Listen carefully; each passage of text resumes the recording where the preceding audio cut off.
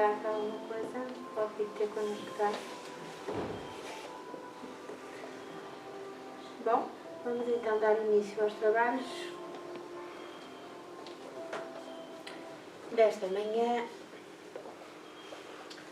e vamos começar por ler esta mensagem do livro Pão Nosso, do Espírito Emmanuel,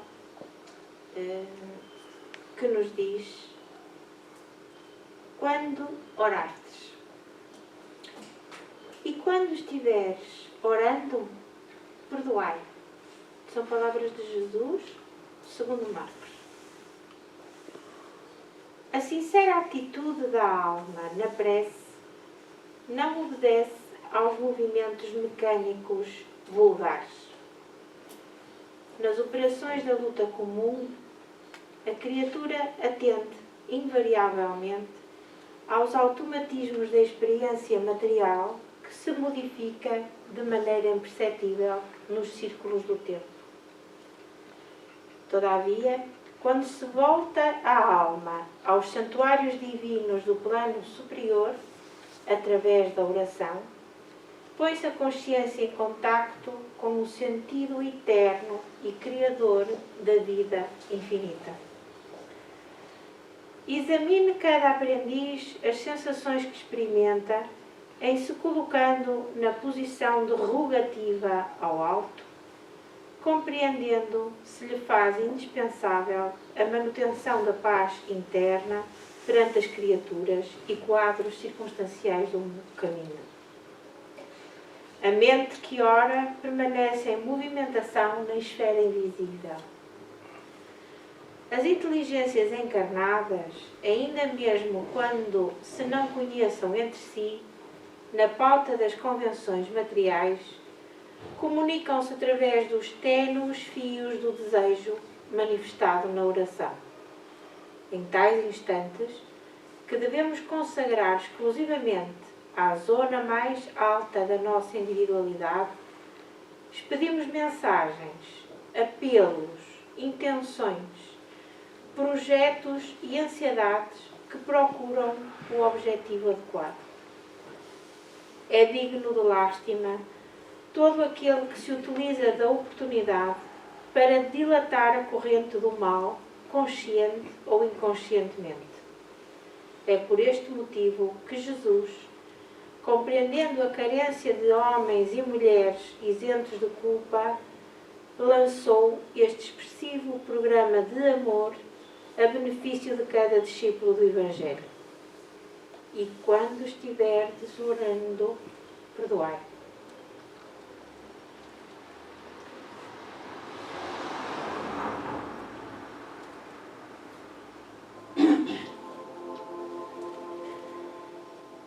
Vamos agora então fechar os nossos olhos,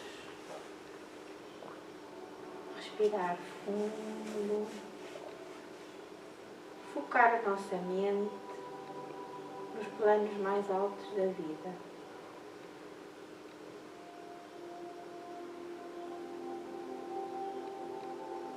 Vamos libertar a nossa mente daqueles pensamentos do dia a dia, das nossas preocupações terrenas,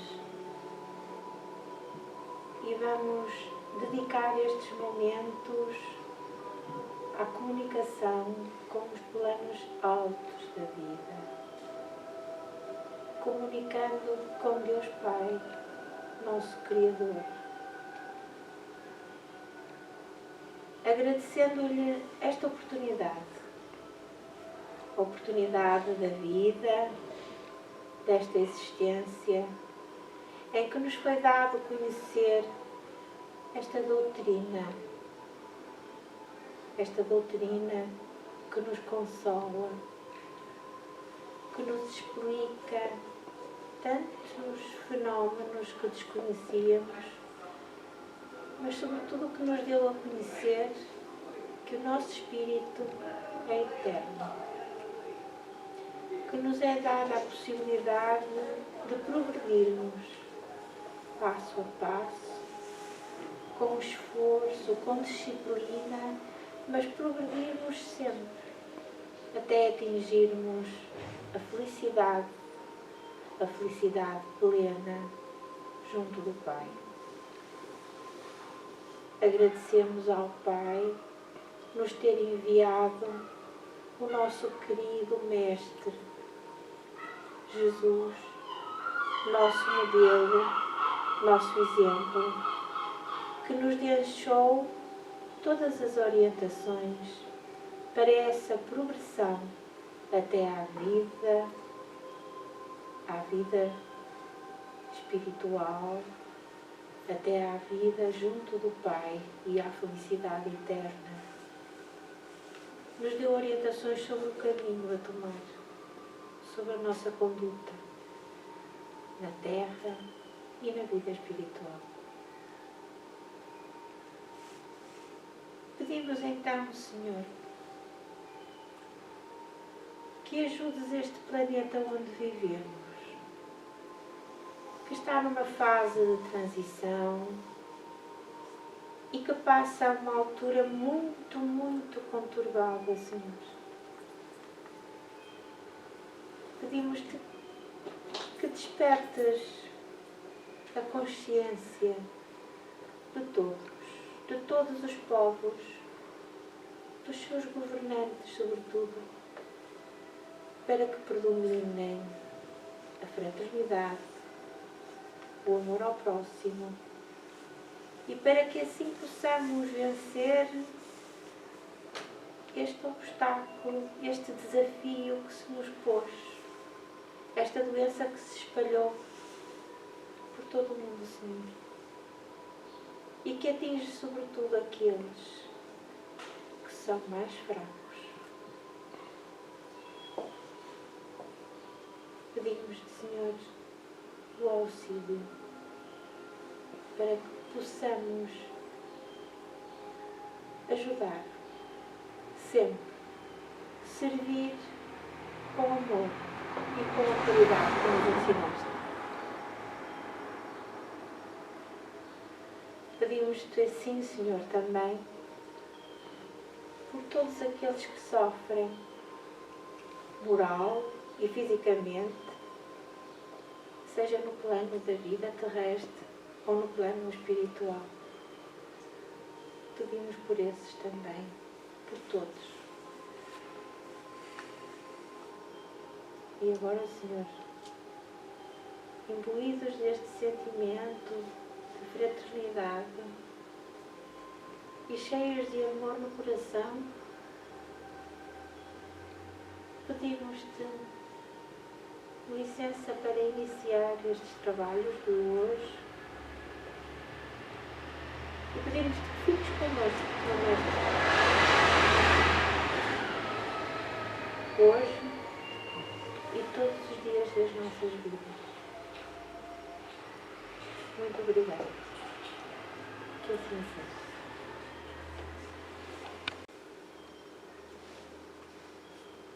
Bom, e então, mais uma vez, bom dia. O tema que trazemos hoje é a prece. Começamos por pôr aqui uma prece de um autor desconhecido, mas que é realmente uma beleza. Podemos até ler juntos. Eu pedi a Deus. Eu pedi força. Eu pedi força. Deus me deu dificuldades para me fazer forte. Dificuldades. Eu pedi sabedoria. Deus me deu problemas para resolver. Eu pedi prosperidade. Deus me deu cérebro e músculos para trabalhar. Eu pedi coragem. E Deus me deu perigos para superar. Eu pedi amor. Deus me deu pessoas com problemas para ajudar. Eu pedi favores. Deus me deu oportunidades. Então, não recebi nada do que pedi, mas eu recebi tudo aquilo que precisava. Depois vamos voltar a esta oração mais para o final do trabalho, para falarmos um pouco sobre estas ideias que aqui estão. Então, o tema de hoje são os efeitos da prece. E esta é a agenda dos trabalhos. Em primeiro lugar, vamos analisar a prece na perspectiva da doutrina espírita, passando pela definição do que é prece, pelas qualidades da prece, pelos efeitos e mecanismos da ação e pela forma de transmissão do pensamento. Na segunda parte, falaremos da prece na perspectiva da ciência. Vamos analisar os efeitos da prece sobre a saúde e vamos ver os resultados das pesquisas científicas que foram feitas sobre a prece e sobre os benefícios e os efeitos da prece na saúde. E por último, a ver se conseguimos ter aqui um pequenino debate sobre as conclusões deste tema que vos propomos. Então, o que é prece?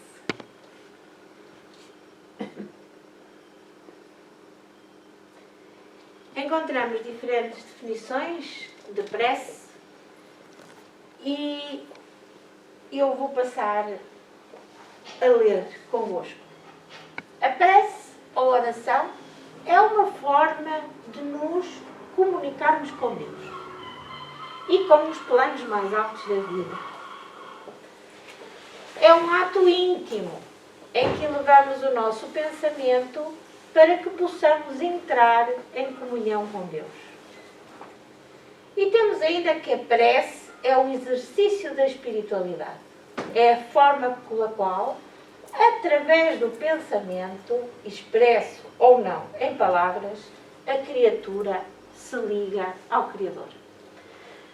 Portanto, estas definições não são assim tão diferentes umas das outras. São até, têm até em comum o quê?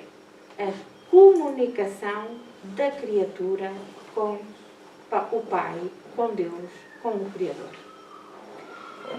E diz-nos que é um ato íntimo, portanto, é um ato de recolhimento, em que a pessoa se recolhe para entrar em contacto com Deus, em que eleva o pensamento para que essa comunicação se realize.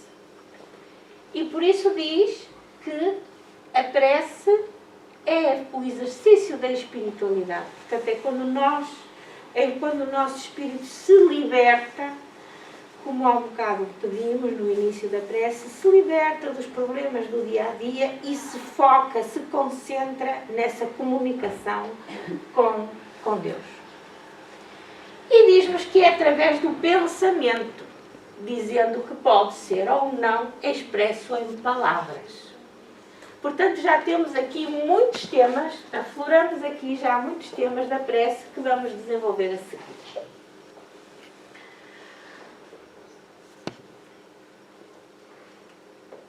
No Livro dos Espíritos, na questão 659, os Espíritos dizem-nos que através da prece propomos-nos a louvar, pedir e agradecer. Louvamos ou damos graças a Deus pela oportunidade desta vida, pela sua infinita bondade e misericórdia, pelo universo. Pedir é aquilo que nós mais fazemos no estado em que estamos, não é? Isso não há dúvida nenhuma que sabemos fazer, é pedir. Pedimos por nós ou pedimos pelos outros. E ao pedirmos pelos outros, a prece chama-se intercessória. Aqui na casa também fazemos orações em conjunto, fazemos pedindo, não é? Para que o mundo, digamos assim, melhore e irradiação, não é? Portanto, é uma forma também de pedir, mas pedindo em conjunto. E agradecer. Portanto, estes são os 3 elementos que nos dizem nos Espíritos, e Allan Kardec também fala disso no capítulo do Pedir e Obtereis, quais são os elementos que cada prece deve conter. São estes os 3 de que falamos. Agradecer pela vida, agradecer por todas as bênçãos que recebemos e que muitas vezes nem nos damos conta. E, portanto, convém, de facto, que paremos, que refletimos e que agradeçamos a Deus o que temos. Então, e como é que devemos orar? A prece é sempre agradável a Deus quando ditada pelo coração, pois para Ele a intenção é tudo. Isto significa que as preces são agradáveis a Deus quando ditas com sinceridade, quando elas vêm do coração, não é? Quando são verdadeiras. Porque o que interessa é a intenção com que as fazemos. Fenelon, que foi um arcebispo católico que viveu no século XVII e que é um dos espíritos que pertence à falange dos espíritos que auxiliou, digamos assim, Allan Kardec a fazer os livros da codificação, diz-nos o seguinte: acreditais que depois de haver consagrado grande parte do vosso tempo a recitar fórmulas que aprendestes ou a lê-las em vossos livros, tereis merecido bastante de Deus? Desiludi-vos.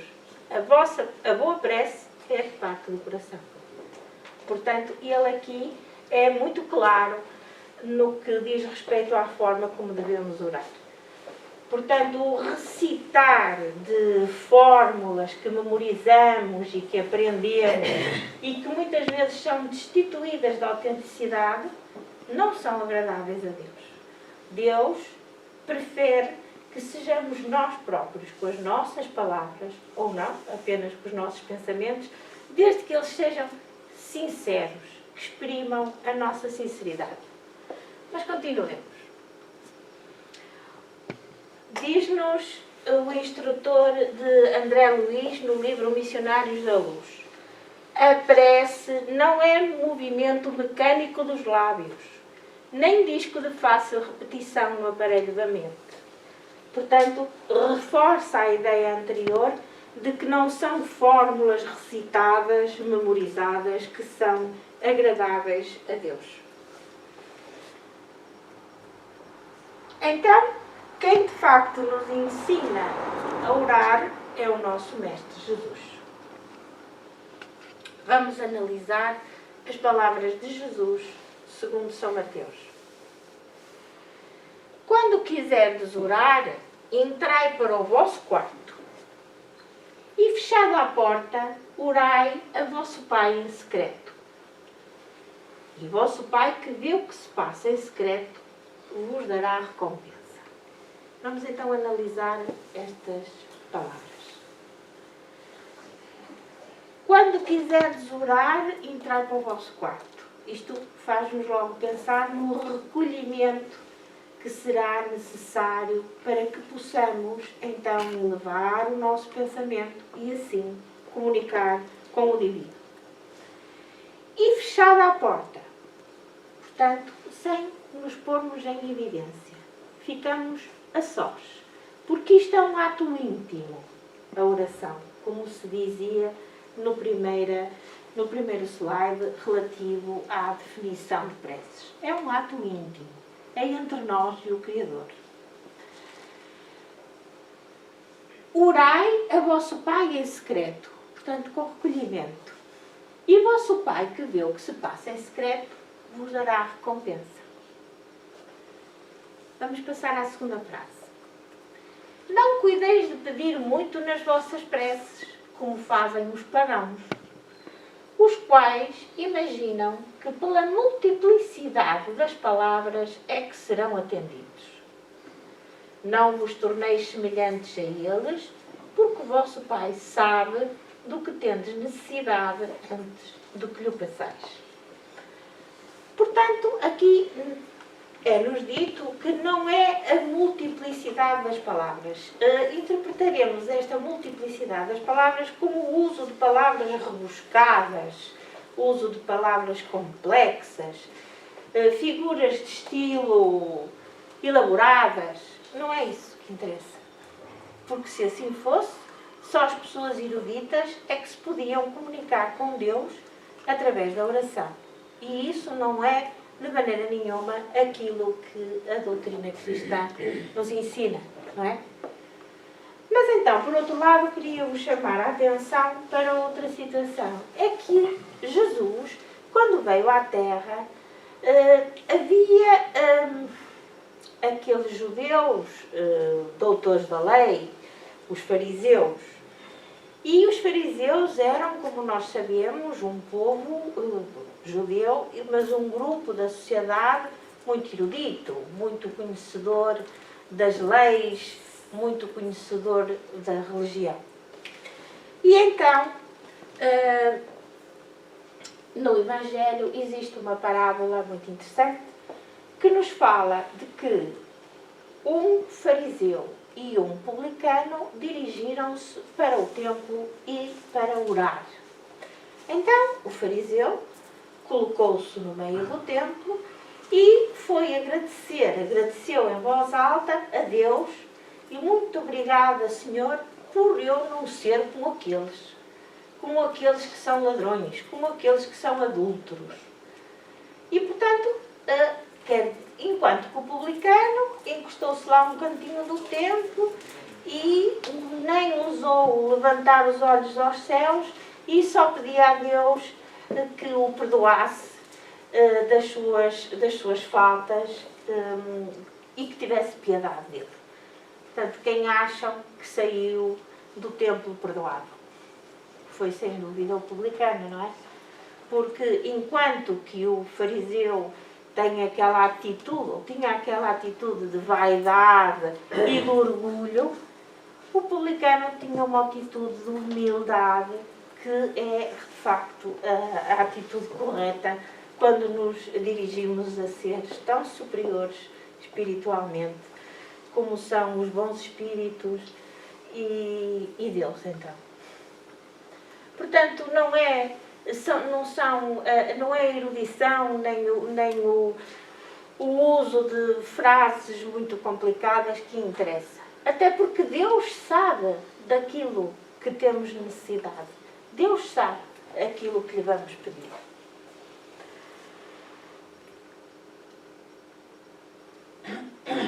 Outro dos aspectos que Jesus nos ensinou, para além da humildade que devemos ter, é esta mensagem que nos traz. Quando vos aprestardes para orar, portanto, quando vos preparardes para orar, se tiveres alguma coisa contra alguém, perdoai-lhe, a fim de que o vosso Pai que está nos céus também vos perdoe os vossos pecados. Se não perdoardes, vosso Pai que está nos céus também não vos perdoará os pecados. Portanto, quando nós nos dirigimos a Deus pedindo-lhe perdão pelos erros cometidos, pelas faltas cometidas, temos que ter essa sinceridade de também perdoarmos aqueles que achamos que de alguma maneira nos prejudicaram. De outra forma, Deus não encarará muito bem o nosso pedido. Portanto, o perdão aos outros, para que o nosso coração fique puro e que a nossa oração seja sincera. E agora a questão, Deus ouve as nossas preces? A doutrina espírita ensina-nos que Deus é Pai e que atende aos seus filhos conforme a sua infinita sabedoria e amor. André Luiz, uma vez mais, no livro Os Mensageiros, tem esta frase: não há prece sem resposta. Portanto, todas as preces são atendidas. E a oração, filha do amor, não é apenas súplica. É comunhão entre o Criador e a criatura, constituindo assim o mais poderoso influxo magnético que conhecemos. Aqui está já o poder da prece, o influxo magnético, o influxo de energia que se estabelece entre a criatura e o Criador.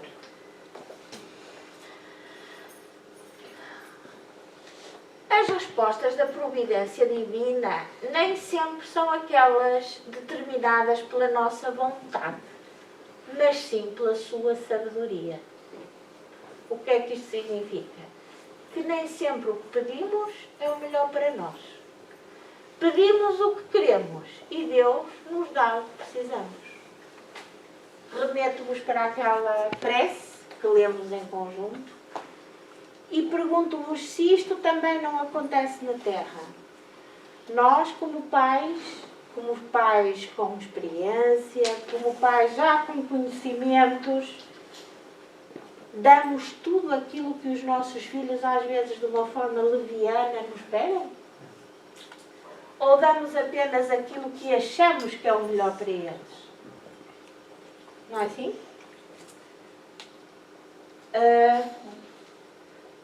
E os queixumes? Os queixumes que fazemos? A mim Deus não me ouve. Eu bem peço a Deus e não consigo obter nada daquilo que peço. Deus esqueceu-se de mim. E por que será? E perguntamos então, e o que é que nós pedimos a Deus? Será que pedimos a obtenção até de bens materiais sem esforço? Pedimos um melhor emprego, mas por outro lado não cumprimos com zelo e com dedicação as tarefas que nos são atribuídas no nosso trabalho? E queremos um emprego melhor e pedimos a Deus? Será que pedimos a Deus mais saúde, mas continuamos a ter maus hábitos de vida, a fazer excessos alimentares que vão causar problemas de saúde? É que, como sabem, nós somos, a maior parte das vezes, os responsáveis pelos nossos próprios sofrimentos e aflições. Vamos refletir sobre isto. Então, passemos ao tema desta apresentação, que é os efeitos da prece. E Allan Kardec pergunta, no Livro dos Espíritos, na questão 660, pergunta: a prece torna melhor o homem? E a resposta dos Espíritos: sim, pois aquele que ora com fé, com fervor e confiança, se faz mais forte contra as tentações do mal e Deus envia bons espíritos para assisti-lo. É este um socorro que jamais se recusa quando pedido com sinceridade. Então esta resposta dá-nos muito, muito que refletir. Aquele que ora com fé, com fervor, com confiança em Deus, faz-se mais forte. Portanto, adquire força e coragem contra as tentações do mal. O que são as tentações do mal? São as nossas paixões, não é? É o nosso arraigar ainda aos bens materiais, o nosso apego aos bens materiais, não é? Que muitas vezes são os causadores do nosso desvio da conduta, do caminho do bem, do amor e da caridade que Jesus nos ensinou. Agora a boa notícia, e por isso é que esta doutrina é tão consoladora, é que Deus envia bons espíritos para assistir. Portanto, desde que nós queiramos com sinceridade e com vontade, mudar esta nossa atitude, Deus imediatamente nos auxilia. Portanto, este é, de facto, o poder transformador da prece. O homem, através da prece, é auxiliado pelos bons espíritos, que vêm apoiá-lo e inspirar-lhe bons pensamentos em suas resoluções de sincera transformação íntima. Já falamos várias vezes aqui dos nossos espíritos protetores, dos bons espíritos, que estão sempre próximos de nós, aguardando o nosso pedido de auxílio, desde que seja feito com emoção, com sentimento sincero. Nunca estamos sós. Adquire assim o homem a força moral para vencer as dificuldades e reencontrar o caminho do bem. Também assim se pode desviar do mal que atraiu pela sua própria conduta.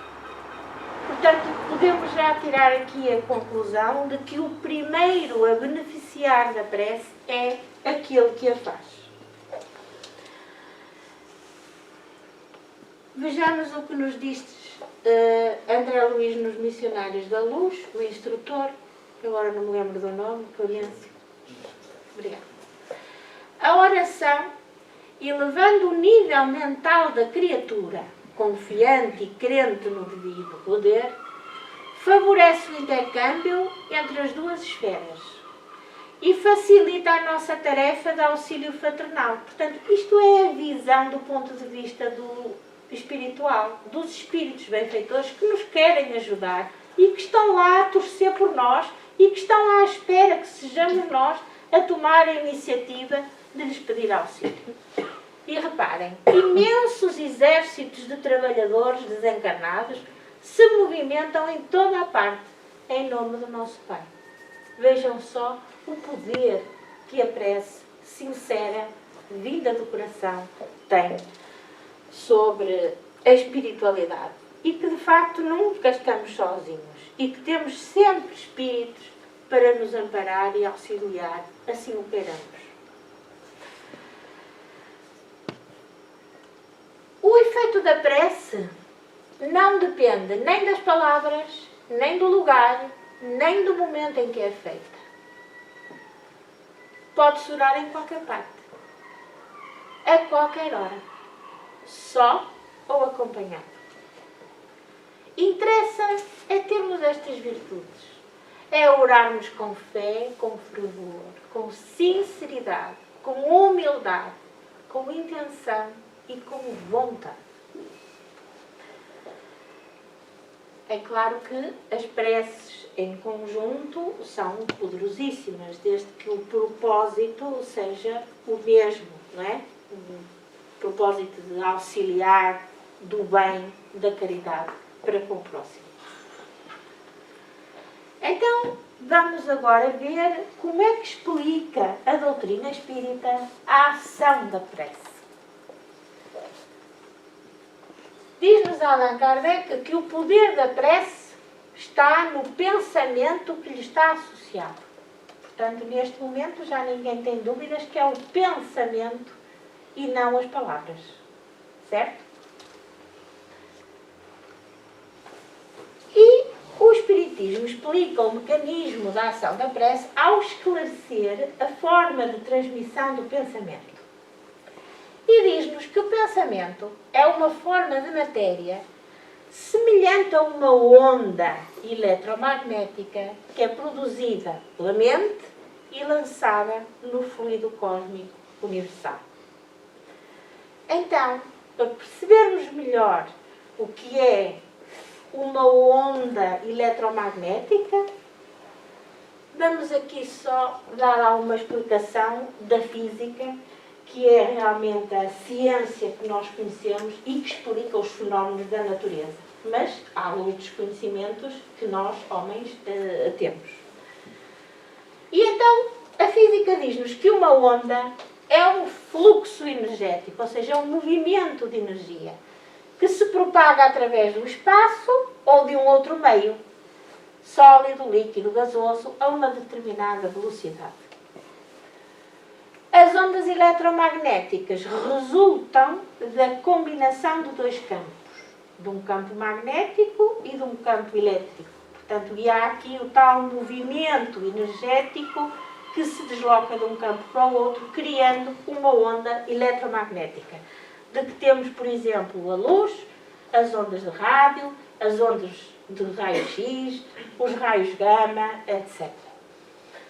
E não se assustem, mas eu pus só aqui este comprimento de onda porque queria que fixassem que uma onda é uma oscilação, então, de partículas e que o comprimento de onda é o completar de um ciclo.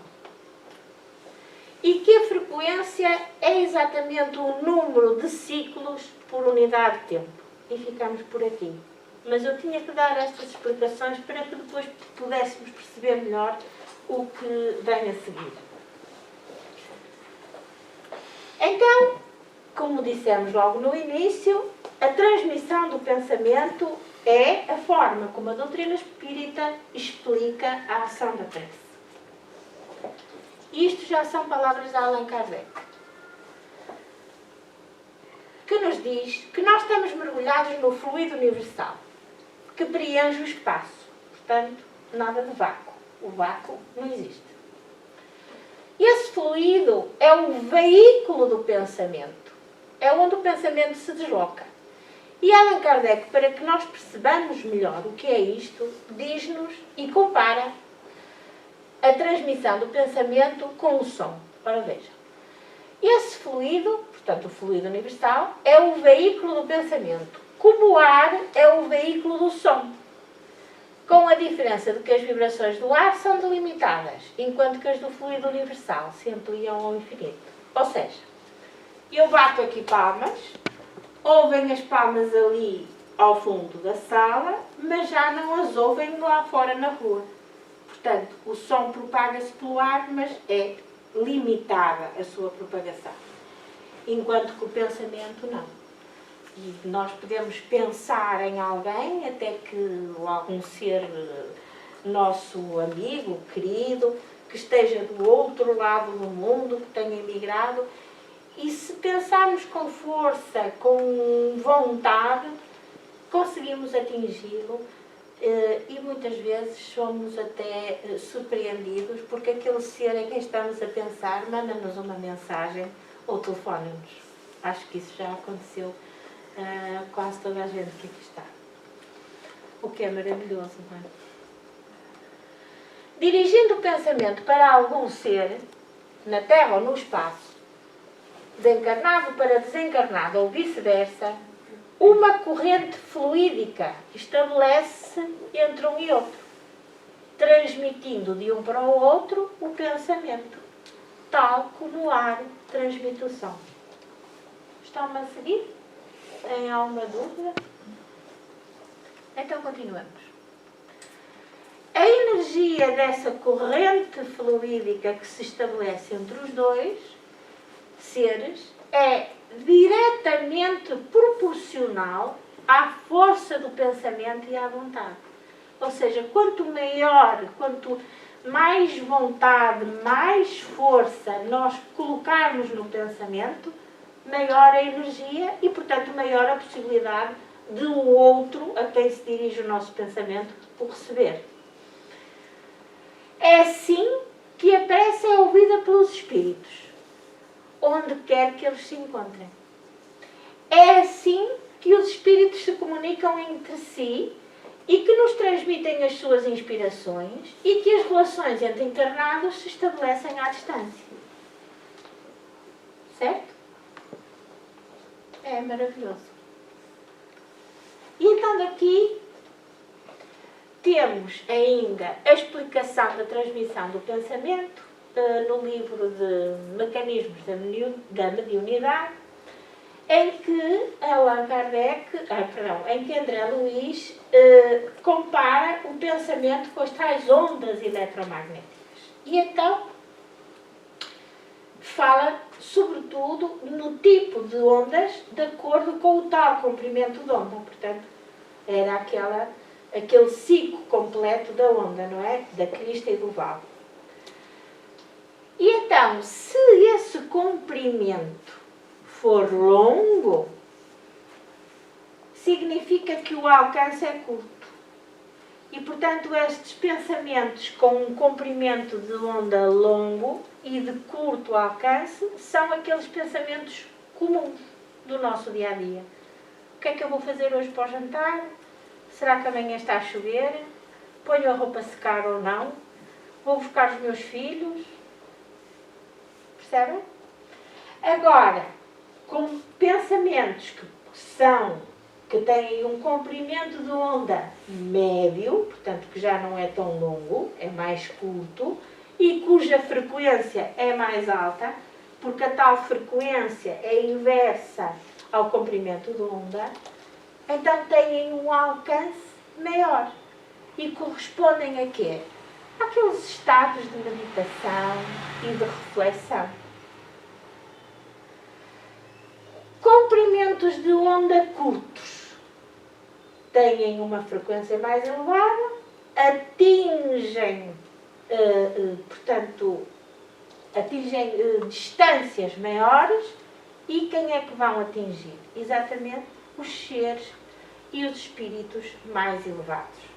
Então este tipo de pensamentos de vibração mais alta correspondem aos estados de oração, de comunicação com os bons espíritos.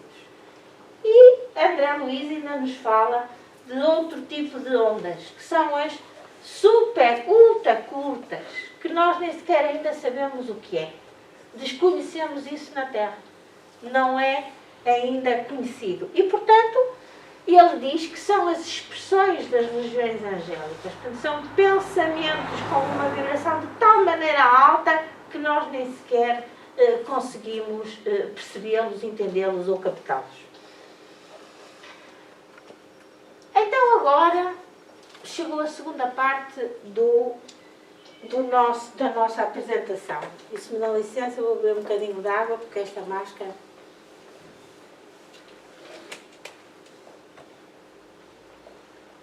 Até aqui há uma dúvida que queiram esclarecer.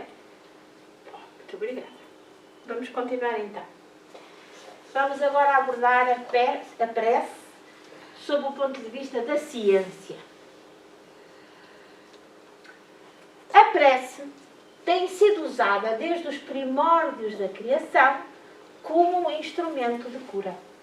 Portanto, antigamente, não é? Estudos antropológicos disseram-nos que a ignorância sobre as doenças, sobre as enfermidades, contribuiu para que se acreditasse que eram os deuses que tinham o poder de causar as doenças e de as curar. Portanto, se os deuses estavam contra o povo, mandavam doenças. E para agradar aos deuses faziam-se sacrifícios, muitas vezes até sacrifícios humanos.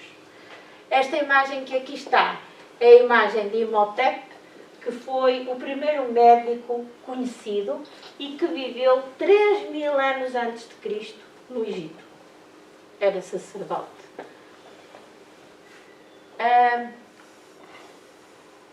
Então, como é que a ciência explica a ação da prece? Claro que vamos falar de medicina, vamos falar dos benefícios da prece sobre a saúde, e a medicina, de acordo com o vigente paradigma materialista, é uma ciência muito racional, que relaciona os sintomas e os sinais e sintomas, com causas e com diagnósticos de doenças e só por fim com os tratamentos. Portanto, para a medicina que existe hoje em dia, da forma como é praticada, tudo tem que ter uma explicação, tudo tem que ser comprovado. Mas ao longo dos tempos, os benefícios da atividade religiosa na saúde despertaram sempre muito interesse nos cientistas, portanto nos médicos que se dedicavam a esta área da pesquisa científica. Mas antes de mais convém sabermos qual é a definição de saúde, de acordo com a OMS, ou seja, a Organização Mundial de Saúde, que nos diz que a saúde é um estado de completo bem-estar físico, mental e social. E não apenas a ausência de doenças ou enfermidades. É claro que por todo o mundo existem e estão-se a formar associações de médicos espíritas que estão a tentar incluir nesta definição a espiritualidade.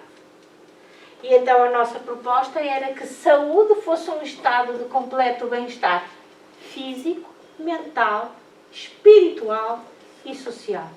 Ainda não conseguimos, mas já estivemos mais longe.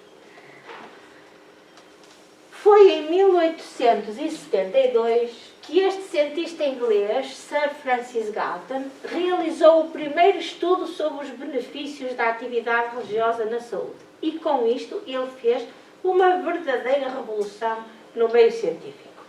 Uns acreditaram, outros que não. Nas academias científicas discutia-se este trabalho publicado. Então, depois disso, começaram a surgir cada vez mais trabalhos, mais pesquisas e, de facto, hoje em dia aceita-se que aspectos da vida religiosa são benéficos para a saúde e bem-estar dos indivíduos. Há milhares de publicações, para cima de 3.000 publicações, só naqueles motores de busca que mais usamos na medicina, e há imensos livros publicados sobre este tema. Trazemos aqui apenas as conclusões e não os estudos que foram feitos, porque isso seria muito fastidioso, e então trazemos o resultado dessas principais pesquisas. Começamos por esta de Harold Koenig, que é um médico, psiquiatra, que é professor da Faculdade de Duke, nos Estados Unidos, e que só ele, sozinho, ele e os colegas, claro, e os seus colaboradores, têm publicados mais de 3.000 artigos sobre este tema. Então, as principais conclusões a que ele chegou. Queria também antes chamar-vos a atenção para uma coisa. O Harold Koenig é psiquiatra e, portanto, distinguiu a saúde física da saúde mental, não é? Que é uma coisa que nós não vimos ali na definição de saúde da OMS, da Organização Mundial de Saúde. Mas ele fez assim, e eu vou seguir o mesmo método. E, por outro lado, ele também não distinguiu espiritualidade de religião. Achou que poderia, nas suas pesquisas, por ser mais fácil, eram sinónimos. Então, a conclusões é que ele chegou. Disse que pacientes com doença mental e física recorrem a crenças e práticas religiosas ou espirituais para lidarem com a enfermidade e outras situações de vida causadoras de stress. Portanto, isto é ponto assente. Pessoas que têm estes problemas recorrem a crenças e a práticas religiosas. E diz-nos, os indivíduos mais religiosos ou espirituais têm melhor saúde e adaptam-se melhor e mais rapidamente aos problemas de saúde. Adaptam-se melhor e mais rapidamente aos problemas de saúde. Vou agora ensinar-vos aqui um palavrão médico que é muito utilizado, que é as estratégias de coping.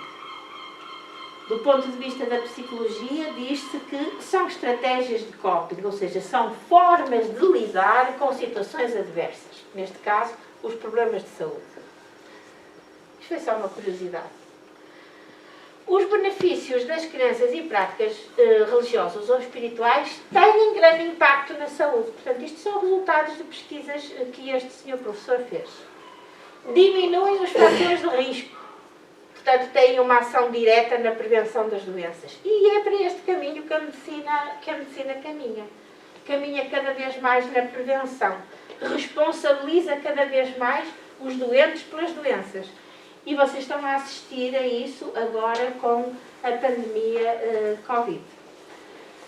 E por outro lado, voltando ao que interessa, influenciam as respostas aos tratamentos. Portanto, doentes que têm práticas religiosas seguem melhor os tratamentos. E, portanto, isso, obviamente, tem uma ação positiva no próprio curso, na evolução da doença, que cursa ou se desenvolve com menos complicações. Agora vamos falar, então, nas relações entre religião ou espiritualidade, que já sabem que é a mesma, que é sinónimo, e vamos falar, sobretudo, sobre a saúde mental. Dizendo que saúde mental é a ausência de perturbação mental. E a perturbação mental mais frequente nos nossos dias é a depressão e a ansiedade. Portanto, é a ausência de perturbação mental e a presença de emoções positivas. Quais são? Bem-estar, otimismo, esperança, sensação de bem-estar é fundamental, não é? Para termos uma boa saúde mental. Então, resultados das pesquisas demonstraram uma relação inversa entre ansiedade, depressão e envolvimento religioso. Portanto, quanto mais religião e mais práticas religiosas as pessoas fizerem, menor é o número de casos de ansiedade e depressão. Há também uma melhoria mais rápida e uma remissão de sintomas em pessoas religiosas. Portanto, os sintomas resolvem-se mais rapidamente. E, muito importante, menor risco de suicídio. Porque só por si a depressão aumenta o risco de suicídio em 15%. Continuando na saúde mental, a maioria das pessoas religiosas tem significativamente maior bem-estar, traduzido por emoções positivas, como satisfação com a vida, otimismo e esperança. Portanto, isto são tudo resultados de milhares de pesquisas feitas sobre esta área. Motivam e estimulam pessoas que enfrentam situações difíceis, como situações de stress psicológico e doenças do foro psiquiátrico. Portanto, estas pessoas motivam e estimulam aquelas pessoas que estão incluídas em comunidades religiosas, não é? Em que podem muitas vezes até falar dos seus problemas em grupo e assim, portanto, é uma forma de enfrentarem a doença. Em muitos destes estudos, a oração foi a estratégia mais usada para enfrentar a situação da doença. Vamos falar agora de saúde física e da relação entre religião e espiritual. Então, estudos clínicos demonstraram que práticas espirituais como a meditação e a oração estão associadas à diminuição da pressão arterial, à diminuição da frequência cardíaca, a um melhor funcionamento do sistema imunológico, que é isto, são as defesas do organismo, é o sistema orgânico que nos dá as defesas, que nos forma os anticorpos, etc. Também têm falado sobre isso agora a propósito da pandemia, não é? Da imunidade. Têm hábitos de vida mais saudáveis, estas pessoas que praticam práticas e crenças religiosas. E então há menores índices de alcoolismo, de toxicodependência, de tabagismo e de licenciosidade. Esses estudos continuam portanto, demonstram que práticas espirituais como a meditação e a oração reduzem o risco de doenças cardiovasculares. Reduzem o risco da principal causa de morte dos países mais industrializados e com melhores condições de saúde. Como é o caso da doença coronária, do infarto, do AVC. Reduzem também o risco de doenças relacionadas com o stress e com as tais emoções negativas, como é o caso da demência, da diabetes e do cancro. E o que são as emoções negativas? É a angústia, é o medo, é a raiva, a ira. Vejam só as relações da espiritualidade. E também, esses doentes mais religiosos têm um aumento da esperança de vida, portanto, têm uma vida mais longa. E isto com base em seguimentos de relatos de 3 décadas, portanto, doentes que foram seguidos por 30 anos. Portanto, são pesquisas importantes com um elevado número de pessoas envolvidas. Ora, a explicação é simples e é esta. Tendo em conta a diminuição dos fatores de risco das principais causas de mortalidade e os hábitos de vida mais saudáveis, obviamente que as pessoas mais religiosas têm um aumento da longevidade. Vamos trazer-vos agora também, achamos interessante que esta pesquisa que foi feita por este pesquisador, que é o Dr. Herbert Benson, que estudou pessoas durante a prática da oração ou fórmulas rituais de diferentes sistemas religiosos, do cristão, muçulmano, budista, taoísta e confucionista. E verificou que em todos os casos surgiam as mesmas alterações fisiológicas, portanto, surgiam as mesmas alterações a nível do organismo. E o que é que ele concluiu? Concluiu que não importa qual seja a fé religiosa, o simples exercício espiritual de elevar a consciência a planos superiores, através da prece ou da meditação, é um benefício para a saúde. Portanto, não podemos dizer que a forma de rezar desta ou daquela maneira seja melhor ou que tenha mais benefícios, não é? Todas são importantes, porque lá está, subjacente é o pensamento, a força, as emoções, o sentimento, a intenção. Há muitas pesquisas sobre a prece intercessória, portanto, que é aquela prece em que nós oramos a favor de outrem. São aquelas que têm, de facto, um método científico melhor, mas, de facto, seria fastidioso trazer aqui também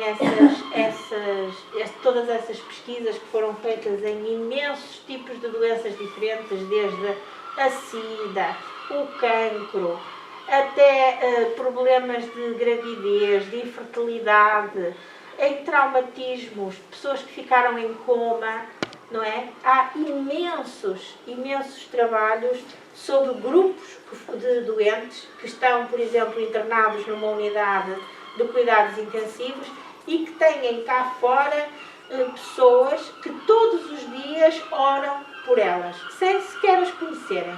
Simplesmente oram. E depois foi visto qual é o resultado dessa oração, fazendo um grupo de controle em que ninguém ora por ninguém e outro em que as pessoas de facto têm essa oração diária. E chegaram à conclusão que aqueles que tinham por quem oravam tinham muito menos complicações, ou seja, tinham muito menos infecções, não estavam ligados ao ventilador porque não necessitavam, havia necessidade muito menos de medicamentos porque de facto tinham um curso da doença melhor. Portanto, estava assim, digamos que concluído que a tal prece intercessória tinha efeitos benéficos na saúde. Estamos quase a terminar, mas eu gostava de trazer-vos aqui algumas frases dos principais investigadores nesta área. Este é o Dr. Harold Koning, que é de facto pioneiro nestas pesquisas de religião e espiritualidade e tem imensos livros publicados. E ele diz que existe uma evidência crescente dos efeitos benéficos e positivos da religião sobre a saúde do indivíduo. Assim, determinadas práticas que visam desenvolver a espiritualidade reforçam o sistema imunológico do indivíduo, o que já foi comprovado cientificamente. Reparem que este senhor tem muito peso no meio científico, não é? E, portanto, diz isto pelo mundo fora nas palestras que dá. Então ele diz ainda que proporcionam ao ser humano a sensação de segurança, de controle, de otimismo, de capacidade de adaptação e de esperança. O Dr. Nobur Fakur também é um pesquisador e reparem no que ele diz. A matéria mental é a criação da energia que se exterioriza do espírito e se difunde por um fluxo de partículas e ondas como qualquer outra forma de propagação de energia no universo. Se eu tivesse tirado daqui a figura deste senhor e tivesse posto o André Luiz, vocês acreditavam que estas palavras tivessem sido ditas por ele? Mas não, é por um pesquisador que é indiano, mas e que tem muitos livros, e este best-seller dele é Muito Além dos Neurónios. Portanto, a tal matéria mental é o pensamento. Outro pesquisador com muito peso no meio científico é o Dr. Larry Dossey. E este diz: não importa se ainda não se sabe como a prece e a meditação atuam para ajudar na cura. O importante é que elas realmente ajudam. A pesquisa clínica estabelece uma distinção entre eficácia e mecanismo de ação. A eficácia de uma terapia pode ser demonstrada muito tempo antes de se compreender o mecanismo da ação subjacente. Pode ser que aconteça o mesmo com a prece e a cura espiritual. Isto aconteceu com a aspirina. A aspirina foi utilizada na medicina durante muito tempo e, de facto, os doentes que usavam a aspirina tinham menos infartos e menos doenças coronárias. E, claro, continuavam a usar até que os investigadores concluíram que a aspirina era um potente anti-agregar das plaquetas. E, portanto, foi assim que, ao contrário, o mecanismo de ação foi explicado depois da eficácia do medicamento. E ele diz o mesmo relativamente à cura espiritual. Para terminar, vamos falar dos avanços da ciência, que vão explicar provavelmente ainda muitas manifestações e muitas das causas benéficas das terapias que usamos na doutrina espírita. Como a água fluidificada, não é? Os passos magnéticos. A neurobiologia demonstrou, através, claro, da evolução das novas técnicas de ressonância magnética funcional, de PET scan e tantas outras, que quando oramos ou entramos em êxtase meditativo, certas regiões cerebrais são ativadas, enquanto outras entram em repouso relativo. Temos esta nova ciência, a psiconeuroimunologia, que estuda a natureza integrada das relações entre o comportamento e as respostas do sistema nervoso, do sistema endócrino e do sistema imunológico. A doutora Candice Pert foi pioneira nesta área e este livro, Moléculas de Emoção, é realmente fabuloso. A física quântica, através dos conceitos da física, procura-se as provas científicas da existência, da imortalidade, da reencarnação e da vida após a morte.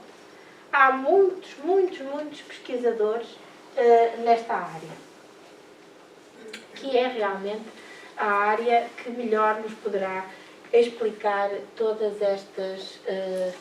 estes, digamos, pilares da nossa doutrina. E estamos a chegar ao fim e gostaríamos então de tirar algumas conclusões de tudo isto que foi dito. Esta é a primeira e é de Allan Kardec, que nos diz que o espiritismo e a ciência completam-se reciprocamente. A ciência sem o espiritismo acha-se na impossibilidade de explicar certos fenómenos só pelas leis da matéria.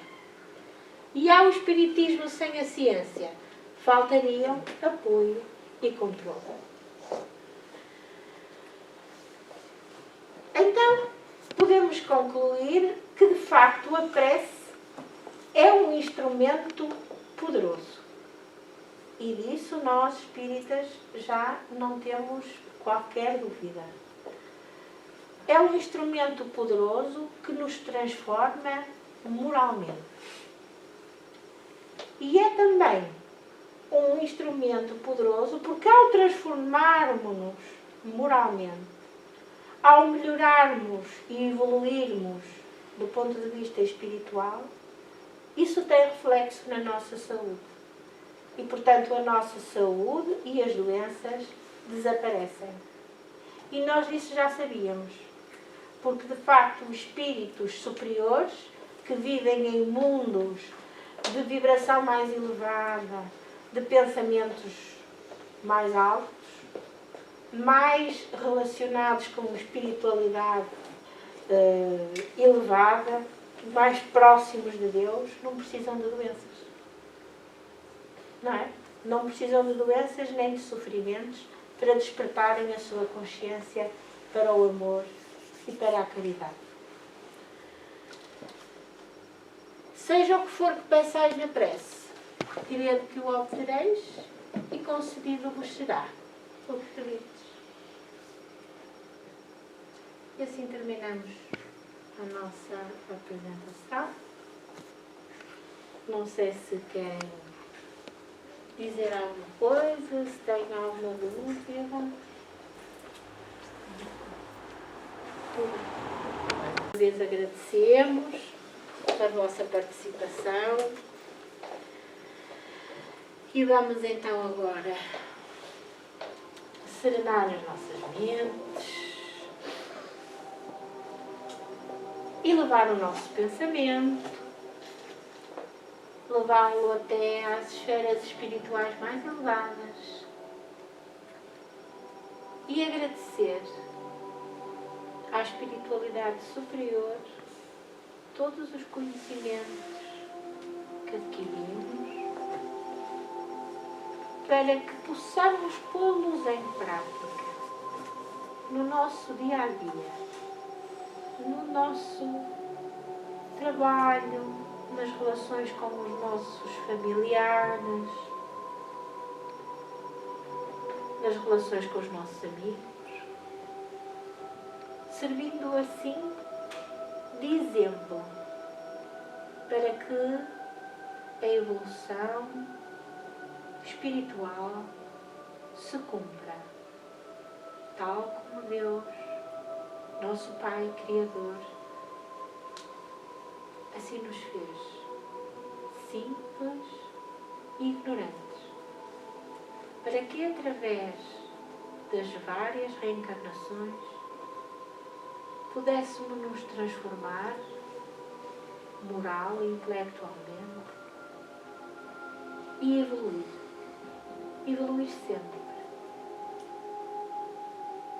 até atingirmos a felicidade plena junto do Pai. Gratos vos estamos por tudo, Senhor. Muito, muito obrigada. Que assim seja.